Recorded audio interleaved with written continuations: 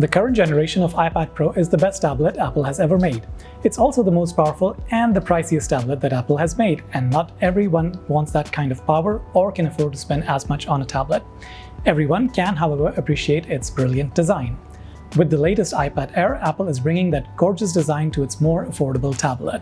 In fact, might I say that this looks even more beautiful than the iPad Pro. Hey everyone, this is Abbas from Tech Radar, and we are looking at the 2020 refresh of the iPad Air today. With the new design, Apple has reduced the size of the bezels, which makes the Air screen larger at 10.9 inches without increasing the footprint of the device. Apple has done so by relocating the Touch ID to the power button, and that works quite well. It's fast and responsive. It's also very thin and light, making it very easier to manage with your hands. Apple has also replaced the Lightning connector with a USB Type-C port, which lets you, amongst other things, charge or display to a monitor or connect any accessories. By keeping the size and the design identical to the 11-inch iPad Pro, this new iPad Air supports Magic Keyboard and all the other accessories designed for the Pro, giving you access to an already established ecosystem.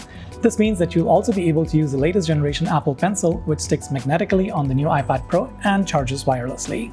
The new iPad Air is equipped with Apple's latest A14 Bionic processor, which is the fastest processor Apple has ever made. What does that mean? Not a whole lot today. Apple was already trouncing the competition with processor technology, and it's not like you ever felt that the iPad was slow in day-to-day usage. But it's nice to have the latest greatest that Apple has made in this Air to make it a bit more future-proof. There's no denying that the new iPad Air is a big update over the old iPad Air, but you're probably wondering if this could replace the iPad Pro. The answer to that is no, definitely not. Apple still saves the Face ID and 120Hz refresh panel for the iPad Pro. And though the A14 is great at performance, the older A12Z on the iPad Pro has more CPU and GPU cores that makes it much faster for pro work, like video encoding or rendering or whatever else professionals use their iPad for. So who is this new iPad Air for? Well, for whoever wanted the old iPad Air, something that's a step up from the basic iPad but not as expensive as the Pro. And the 2020 edition of the iPad Air delivers on that. You are paying a little bit more for it than last year's model, but you're also getting a lot more out of it.